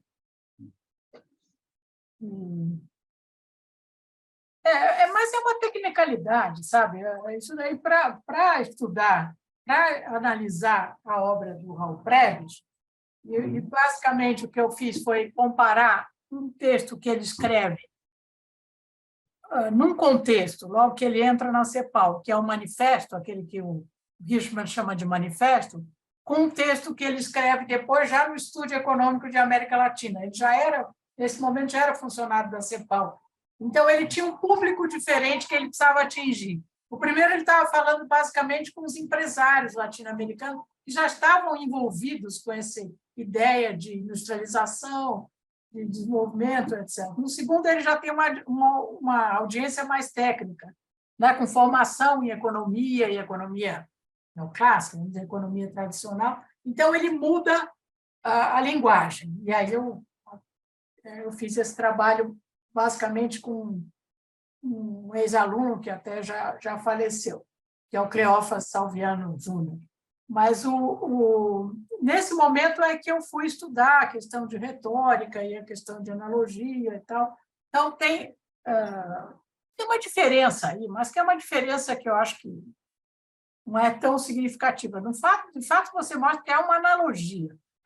O conceito de seleção é um conceito analógico, né? Ele não pega a realidade e tira um retrato. Ele destaca alguns aspectos para poder falar sobre isso. Quando ele teve o clique, né, que foi por causa do Malthus, uma das coisas que mais ajudou o Darwin a sacar a teoria dele foi a leitura do Malthus. E por quê? Porque o Malthus relata, ele se baseia muito num outro reverendo que contou uma história verídica de uma ilha em que os ingleses largaram mão de cabras e aí os espanhóis vieram e jogaram os cães, e aí acaba tendo uma dinâmica nessa ilha em que as populações dos cães e dos coisas acabam chegando. E foi essa não foi tanto a teoria do Malthus, mas mais a descrição desse experimento, entre aspas. Natural, né? Um tipo de experimento natural. Exato. Que para ele permitiu, foi aquela tal momento de... Aí, como ele vinha observando a seleção artificial, ele faz uma analogia. Talvez daí porque o Corning, eu vou verificar depois no livro, que o Corning é que deve dizer que é metáfora. Uhum. Me lembro agora. Não, eu não estou recebendo perguntas, eu não sei. Larissa, você está nos ouvindo?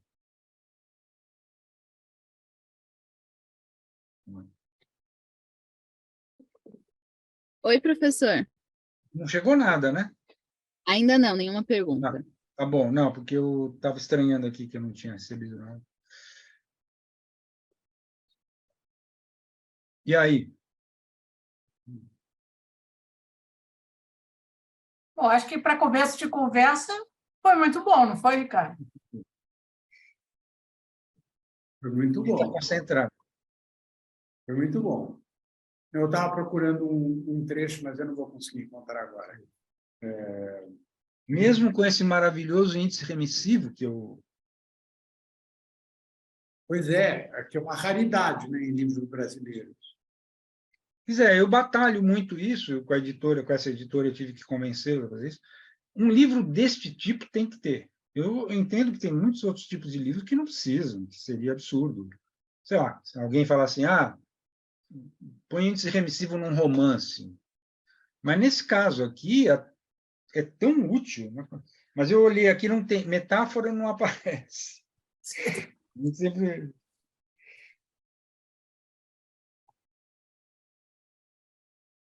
Não, e tem umas coisas de biologia, e aí, voltando para o nosso tema aí de formação, eu não, hoje em dia, eu de vez em quando vou à missa, mas estou muito relaxada religiosamente. Embora tenha a crença geral, né? Mas a minha formação de biologia num colégio de freiras católicas, né?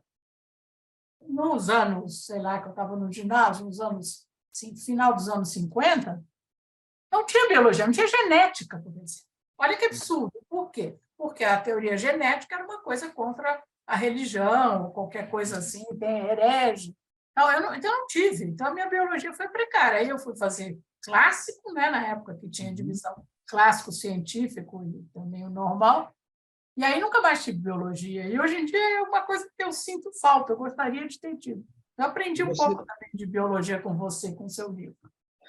E você escolheu uma carreira particularmente, não digo, eu acho que, eu não sei, o ambiente nas ciências sociais aqui da USP, principalmente, mesmo não, sobretudo na antropologia, assim, é de ter banido mesmo isso, né? Também, mesmo na... A biologia, né, para não ter mais gente. O predomínio é o social, né? Eu estou absolutamente convencido que a universidade, o Darwin, devia ser ensinado em todas as coisas, e no dia que fala o dia do Darwin, que infelizmente aqui cai nas férias, em fevereiro, internacionalmente isso é feito em muitas universidades, né? para um dia, é o dia do Darwin, então as atividades em todos os departamentos são sobre Darwin. E aqui, imagina, não sei quando que isso vai acontecer. Eu tenho uma questão aí sobre o livro para a gente. É tão gostoso estarmos entre nós que, de repente, a gente pode enveredar por uma conversa meio lateral que, para quem está ouvindo, talvez não seja tão interessante. Eu tenho uma pergunta que é a seguinte. Eu acho que esse fosso, esse abismo entre as humanidades, as humanities e a science,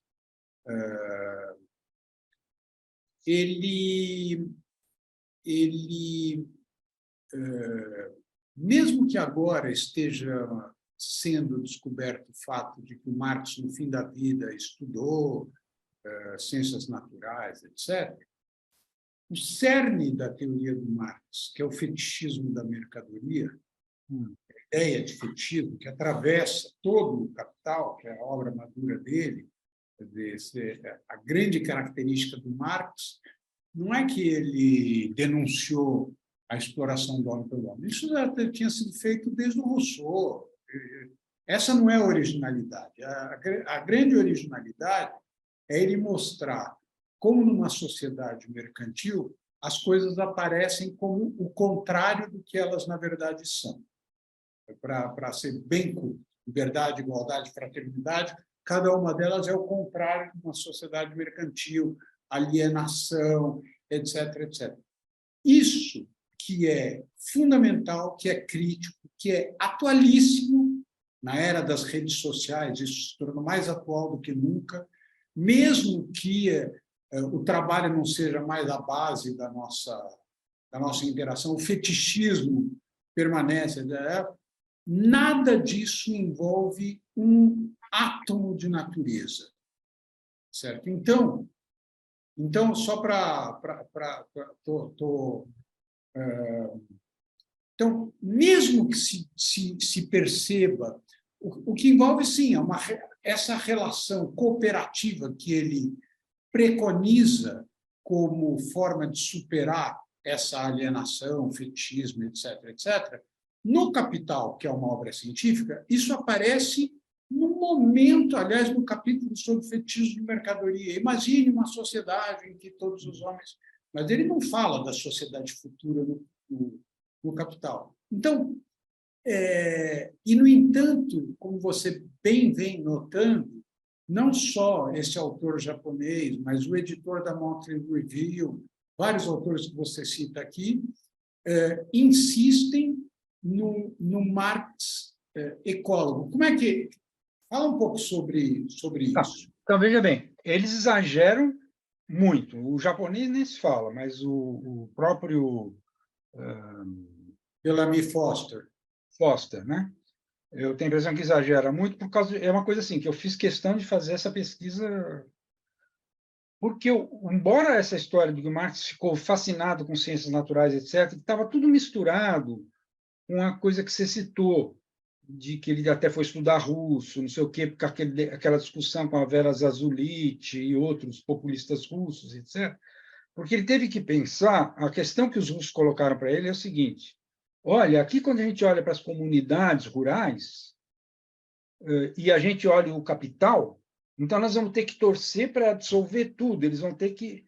Quer dizer, o capitalismo vai ter que avançar acabando com as comunidades rurais, mas tem tantas qualidades nessas comunidades rurais, como é que a gente vai?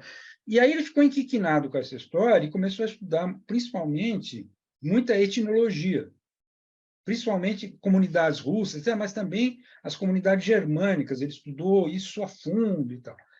Isso aí tudo levava ele a ter que raciocinar muito sobre a agricultura.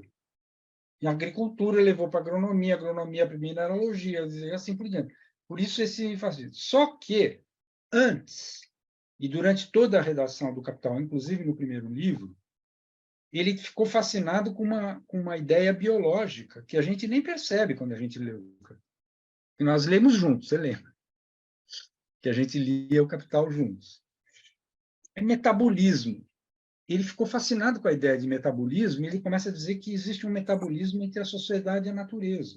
Isso é muito frequente no livro, Bom, porque assim, no primeiro livro que eu levo mais em conta, porque os outros dois livros do Capital, como eles foram editados pelo Engels, fica sempre aquela dúvida.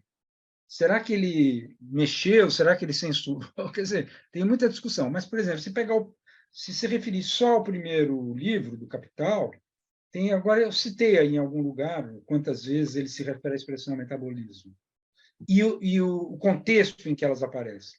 Na época, a gente não tinha nem como fazer isso. Se essa dúvida surgisse, a gente não tinha nem como procurar. Ia ter que reler tudo. Né?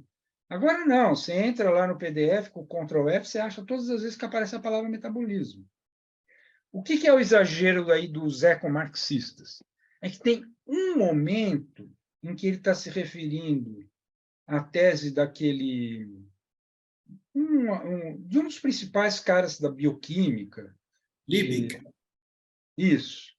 E aí esse cara fala o seguinte, olha, os caras estão explorando a terra demais, está tendo uma super exploração da terra, isso causa êxodo rural, esse pessoal está indo para a cidade se ferrar, e isso está entrando, isso vai, como se assim, ele descreve uma situação em que, se a continuar assim, seria uma espécie de colapso. Mais que isso, em vez de ter o resultado e o resíduo da produção voltar para a terra, com a concentração urbana, esse resíduo se traduz em poluição. Isso ele fala. Exatamente. Então, quando ele reproduz esse raciocínio do livro, tem um momento que ele fala assim, isso vai produzir uma falha metabólica. Agora, o problema é a tradução. Eu falei falha metabólica sempre, porque a primeira vez que traduziram esse livro, lá em 2005, a palavra foi falha. Mas agora, aqui, a tradução tem sido ruptura metabólica. E aí tem um monte de gente, que esse pessoal ecomarxista, não sei o quê, ficam dizendo, no fundo, o Marx previu o antropoceno, que é a ruptura metabólica. Ruptura metabólica, a rigor, não é nem lógico, porque ruptura metabólica é a morte. Então, falha metabólica dá para até entender. Quer dizer, o metabolismo já não é o mais como era, porque você... Mas ele escreveu isso antes de surgir os fertilizantes químicos. Né? Então, o simples, depois da Primeira Guerra Mundial, o simples síntese da amônia mudou tudo, revolucionou tudo. Eles não tinham ideia disso, que isso poderia acontecer. Né? Mas é dura a discussão com eles, viu, com os ecomarxistas, para tentar convencê-los de que eles estão... Primeiro, que o Marx teve muita razão, foi muito interessante de ter insistido na ideia de metabolismo, mas que eles estão querendo dar isso por causa de um momento em que ele falha, ruptura, não sei o quê, inventar agora que por isso ele previu isso, mas é um exagero absurdo. Está escrito em que língua? Alemão? O que é? Inglês? A discussão desses ecomarxistas está tudo em inglês. Não é discussão. A do próprio Marx é que ele fala em falha. Essa passagem da ruptura, não sei o quê, está em um dos livros do Capital. Agora, eu não estou... Eu acho que é no terceiro. Que é na parte em que ele entra nessa questão de renda da terra, está no terceiro livro. Né? Então, ele está discutindo muito esse negócio da renda da terra, e é aí que aparece essa expressão. Mas, assim, em princípio, o livro do tal japonês, Saito, o sobrenome dele, ele está carimpando lá nessas coisas novas que estão surgindo. Então, o que o livro dele parecia prometer é que ele tinha descoberto outras evidências nas anotações do Marx que mostravam que o Marx teria ido muito mais longe. Mas eu li o livro e não achei nada disso. Ele não dá evidências de que... Então, assim, é muita vontade deles que o Marx seja o grande... Essa coisa que eu voltaria a voltar àquela história do pessoal que não consegue se separar da utopia e não vê a coisa friamente em termos analíticos. E aí? Ficamos por aqui ou vocês lembram de mais alguma coisa? Eu andei olhando aqui as minhas notas e...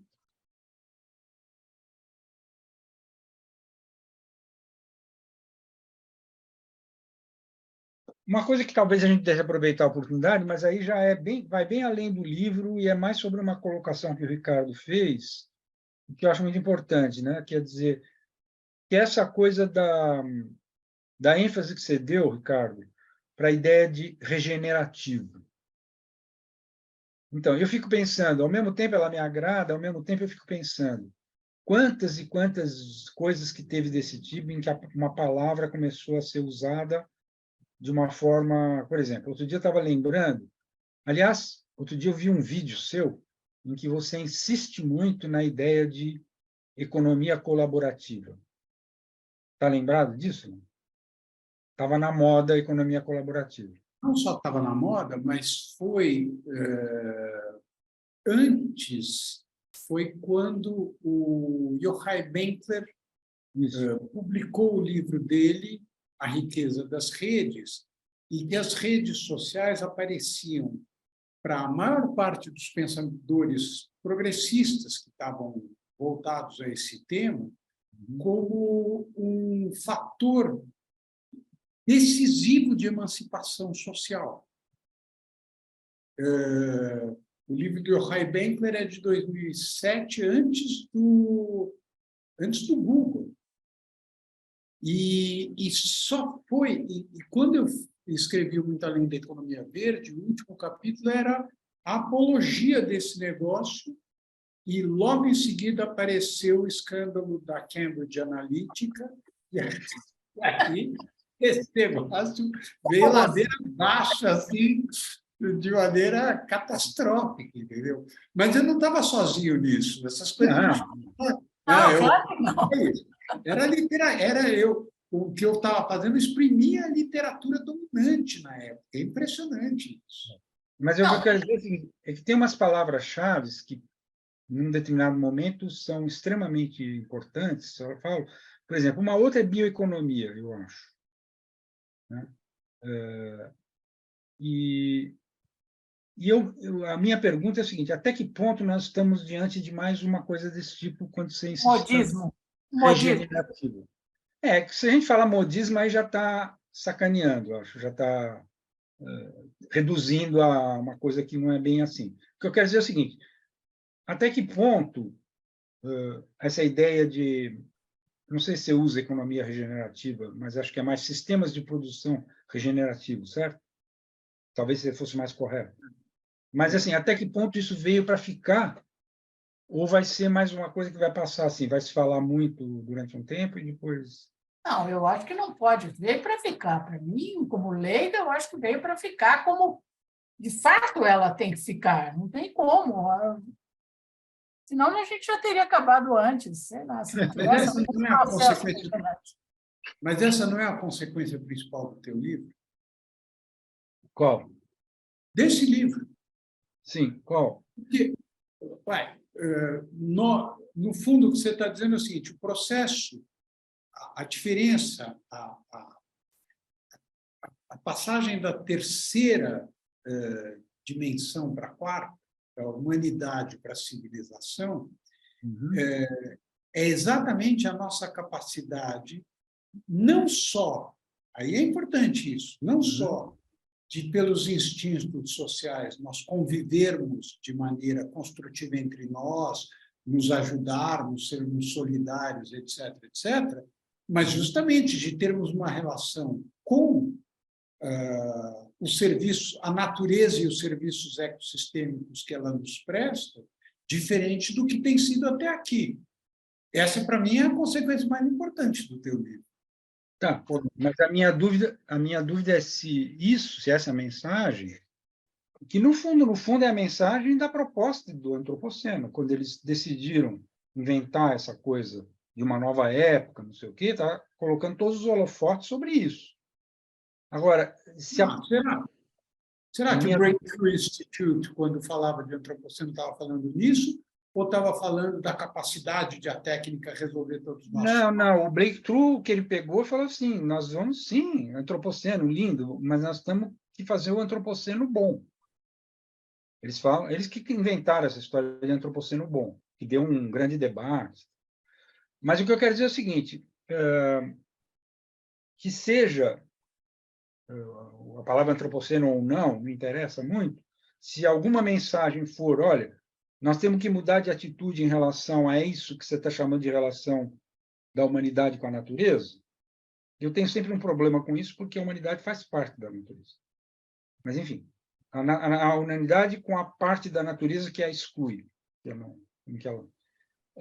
que tem que mudar, que tem que melhorar, etc. A minha dúvida é se essa palavra regenerativa vai ser a palavra-chave que vai pegar para exprimir isso. Entendeu? Uhum. Mas por que você quer pegar a palavra-chave? Você me incomoda muito, eu acho que aí eu estou falando de modismos, a mania que se pegou agora de falar em narrativa. Era uma coisa sofisticada, uma coisa de retórica, de repente agora está na boca do povo aí, que você sabe bem qual é tudo narrativa. Eu acho que aí, sei lá... Narrativa virou sinônimo de mentira. Claro. Então, tudo bem. Aí a gente pega e fala assim, então vou mudar a palavra, porque essa daqui está muito desgastada, tudo bem, mas a ideia do regenerativo é uma ideia que é uma utopia, sei lá, que tem que ser um plano. Mas quando a gente fala com o nosso pessoal, vamos dizer, esse pessoal que está militando nessa direção e não sei o quê, hoje, você falar em regenerativo é uma coisa que diz muito. Diz muito. Agora, nós somos realmente capazes de regenerar a natureza, quer dizer, a natureza externa a nós? Nós somos realmente capazes de cooperar entre nós? Isso a gente vem fazendo praticamente desde que a humanidade apareceu. Mas, justamente, a mensagem do teu livro é que, como as mudanças na cultura são muito mais rápidas do que a mudança nos processos evolutivos naturais, isso abre caminho a que nós tenhamos a capacidade de compreender os processos naturais, e aí a tecnologia, a técnica, a ciência, etc., ajuda muito, e, portanto, de termos uma relação com os serviços ecossistêmicos dos quais a gente depende, diferente do que foi até aqui. Essa, eu acho que é a grande consequência do teu livro. Mas o termo, o adjetivo regenerativo, ele está vindo para substituir o sustentável? Não. Porque o sentido é o mesmo. O sentido é o mesmo. Que o Sachs chamava de ecossistema, né? Não, que chamava de... Como é que era a expressão do Sachs? Ecodesenvolvimento. Não, mas o sustentável como adjetivo, ele é à torta e à direita aplicado nesse sentido. Nós temos que tornar a nossa relação com os serviços que a natureza nos presta, os serviços ambientais, que seja sustentável. Alguns dizem. Agora estão falando, não, tem que seja regenerativo. O regenerativo... Eu acho que sustentável é mais interessante, porque eu que estou agora na Faculdade de Saúde Pública, o sustentável, por exemplo, vai se referir à alimentação. Certo? Você quer uma alimentação que não te envenene. Certo? E um sistema produtivo que te leve a uma alimentação que não te envenene. Mas, enfim, os sistemas produtivos que, para atenderem ao objetivo da sustentabilidade, tem que ser regenerativos, tá certo? Essa é a ideia, né? E, por exemplo, não se aplicaria ao alimentar, que é um consumo, a palavra regenerativa. Isso não faria sentido. Muito bem, eu estou mais do que contente, eu não sei vocês, nós temos ainda uns minutinhos, deixa eu ver se por acaso isso aqui foi... Não, isso aqui não é pergunta, então, se vocês estiverem de acordo, eu volto a agradecer muitíssimo pela prontidão com que vocês responderam ao convite, aceitaram e se esforçaram para ler o livro em pouco tempo e poder participar dessa conversa que foi muito produtiva e certamente vai me fazer pensar entre hoje e o dia em que eu estiver redigindo o nosso sobre... espero contar com vocês também, de vez em quando, mandar um trecho para vocês poderem criticar e me ajudar. Fica uns minutos aí para vocês dizerem o que vocês quiserem.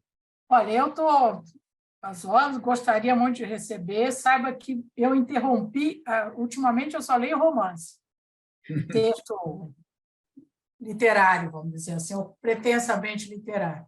Eu interrompi isso daí, esse tipo de leitura, para ler o seu livro, e não me arrependo um minuto, foi muito bom. Que bom. Me fez pensar muito, me deu também muita inquietação, mas, enfim, muito obrigada pelo convite. Você notou, Ana, que o Reinaldo José Lopes, que fez a orelha, uma coisa que ele diz na orelha é que o livro está incompleto, entre outras coisas, porque humanidades, em princípio, não são só essas humanidades científicas que eu foquei, né? Que eu olhei para elas. E porque tem toda uma literatura que ele é mestre nisso.